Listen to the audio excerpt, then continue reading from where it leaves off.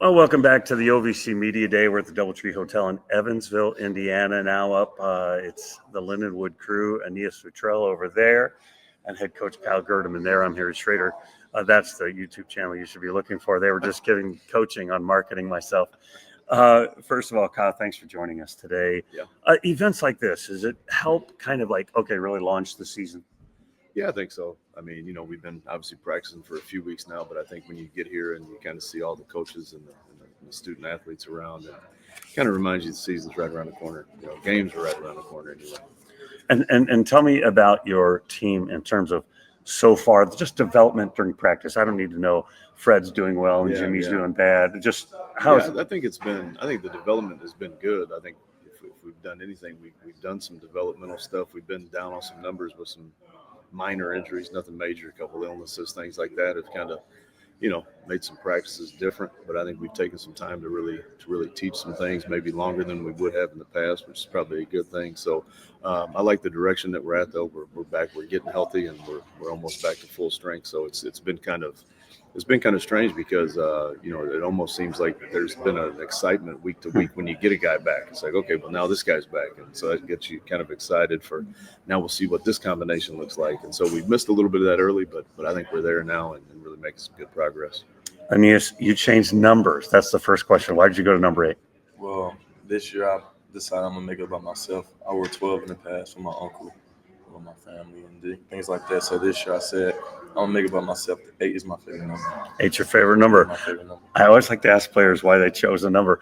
I also want to ask you. You talked about guys coming back from illness or sickness or injury or whatever, but you got a number of your teammates back. That's different in this day and age. What is it about this group of guys that wanted to come back and play together? I feel like we had something special, and we made the turn. We did something new at Lindenwood, and we feel like we can go further with that. So I feel like these guys, us coming back together was only something that we feel like we can do. We can do more this year. You know what I mean? Yeah, absolutely. And Kyle, you guys, they made the adjustment. You guys are now technically qualified to go to the NCAA tournament. How different is that, even for the players and for the coaches and for recruiting? What difference does that make? Yeah, I think there's a difference in everything. Obviously with the recruiting piece, there's nothing that anybody can hold against you anymore. So we're all on kind of the same field from that standpoint. But I think for our players, it's just got to feel good because. We're from day one we were trying to win the league. We didn't just start this year since we can make the tournament. But I think when your players know, hey, if we win the league and we win the tournament, either one, we're playing in the postseason. That's real life now. And so I think it's something that as coaches you probably. You're just trying to win games and win as many as you can. But I think for players, it's a big part of, it's a big part of what they want out of life. It's what they want out of their college experience. So I think for them, it's exciting. And it's exciting, obviously, for our program and our university. But I think it just it was that last hurdle, so to speak. So, you're past that, you're done with that. And if there was any thought that, you weren't playing for anything, well, now you are. So it's a lot more fun. Anias, you said playing for yourself. I'm not like selfishly, but playing for yourself. I know what you meant when you said that.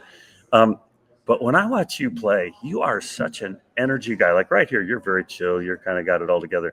But on the floor, you're like a guy that excites everybody around you. You're such an energy guy. Talk about your game. Talk about my game.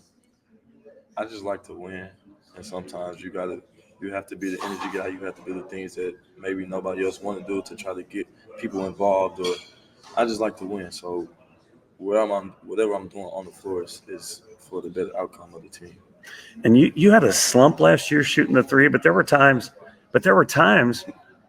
when you were also unstoppable from the three. Yeah. Like I saw some of those games where like you just, okay, I'm about 3 feet past half court and I'm going to knock one down. I mean, talk about that part of your game because that is such a game-changing part of your game. Yeah.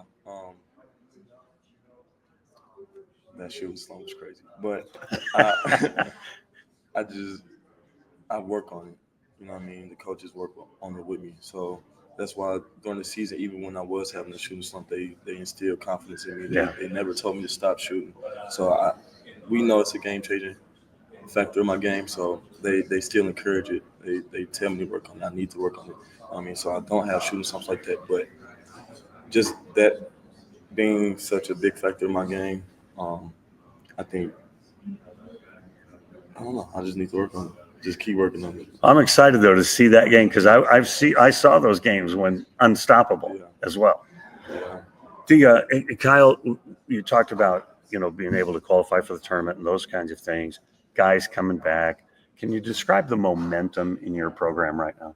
Yeah, I think there's some truth to that. I think what we've been able to build, the first 3 years. I think not just the season that we had last year, but I think it's showed a progress, from day one. So I think seeing that now and then getting these guys to come back, like you mentioned, with the mentality that they have, like Anias said, they're kind of back with a purpose to try to do something special, to try to do more than what we did last year. Can they be the team that continues to take us a step in the right direction? I think so.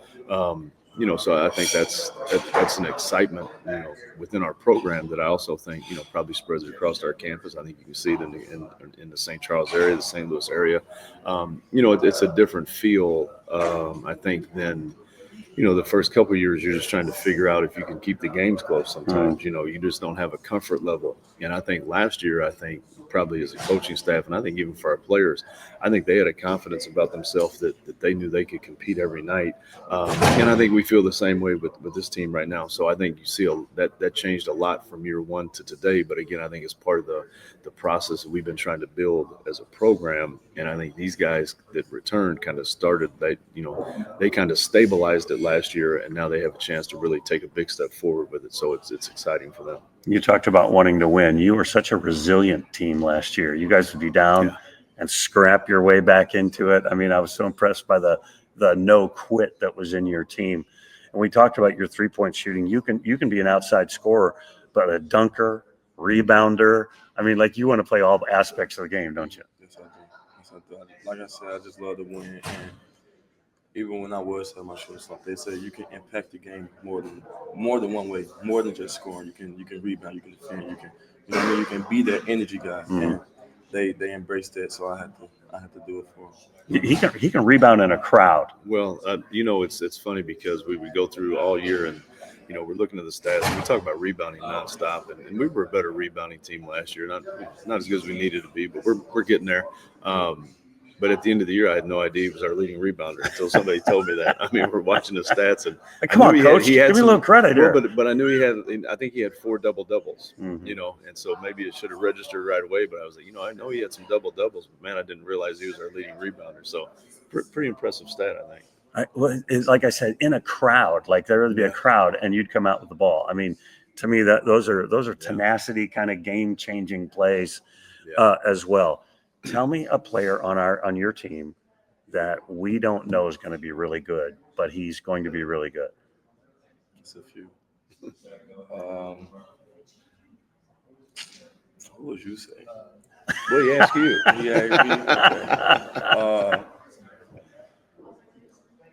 Can I give you 2? Yes, you may. 3. As many as you want? I'll give you 3. Okay. I say Milos, I say Makai, and I say Don Schroeder. Tell me why. Tell me about those 3 guys. Milos, I feel like I've never played with somebody like Milos before. As far as I don't want to give y'all too much, but he can shoot. I say that. Listen, I'm already bad at marketing. Nobody's watching yet. Yeah. No, that's fine. Somebody gonna watch. That's right. And then Makai, the true point guard, I feel like. And I don't think I ever played with that as well. And then Don Schroeder, I love his motor. Yeah. And that's all I'll say. I appreciate that. I was talking to Coach Boudreau, and you guys go way back. Yeah. Talk about your relationship with him.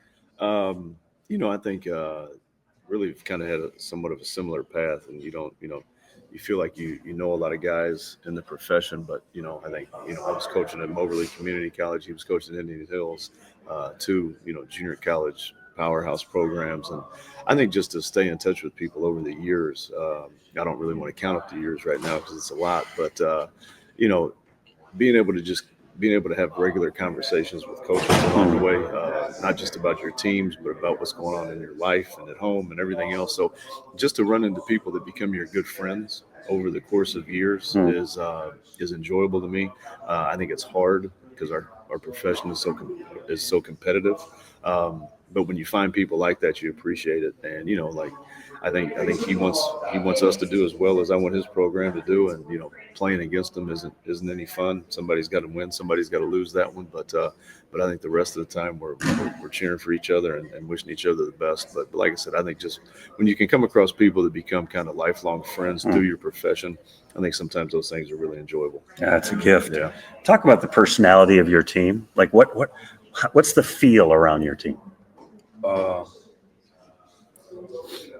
Goofy. I say goofy. We just love to have fun. So I feel like that's what's carrying us right now is we love basketball. And so we're just out there having fun. Laughing, we serious, but it's just goofy. I like it. Yeah. Talk to me about playing at the Highlands Center and when the fans are really going. I mean, it can be a great place, I can't it? genuinely think we got the best fans in the OVC. I love them. When they show up, they show out every time. Final thing, I'll let you get on to whatever's next for this high-level media day here, the OVC thing. Talk to me about just the ever-changing landscape of how to go about the art form of recruiting in this NIL period of time and, movement even of programs, not just players. Last week the OVC has announced the team's leaving. Just talk about the struggle or the art form that's related to that. Yeah, I think first we've got to do a really good job of just worrying about right now. Obviously, lots of talk about the league and NIL and transfers, but we've got a season to play, and I think that's what's the most important thing is not forgetting that. Now I think to a bigger point to your question, I think you have to have a little bit of a mindset towards what does your recruiting look like? Obviously, we're recruiting nonstop. How does NIL play into that? How do we raise money for that? How do you continue to make that better? Year after year. You have to be thinking about those things. Because I think that and I think we've talked about it numerous times. We approach it from the assumption that you're always going to replace a lot of guys. Because I think that if you're doing that, if you're developing your players the way that you want to. They're going to have opportunities. We've been very fortunate, again, to have guys stay. The guys that stayed this year, Keenan Cole 2 years ago stayed with us. So we've had plenty of luck, building those relationships and keeping guys. But at the same time, you better have somewhat of a plan for losing your whole roster, maybe, because that's a reality anymore also. So I think just, kind of planning for some certain things along the way, but at the same time, just staying with staying with today and worrying about this team and how good we can make them and how successful they can be. And then you kind of hit the ground running at the end of it, and the chips kind of fall where they do. And if you're paying players, you're paying players. And if you're in another league, you're in another league, and you adjust to it. And that's kind of been what we've been doing since day one at Lindenwood. Yeah. So we've been on the fly for a long time, but I think we're getting pretty stable and doing a good job with it, though.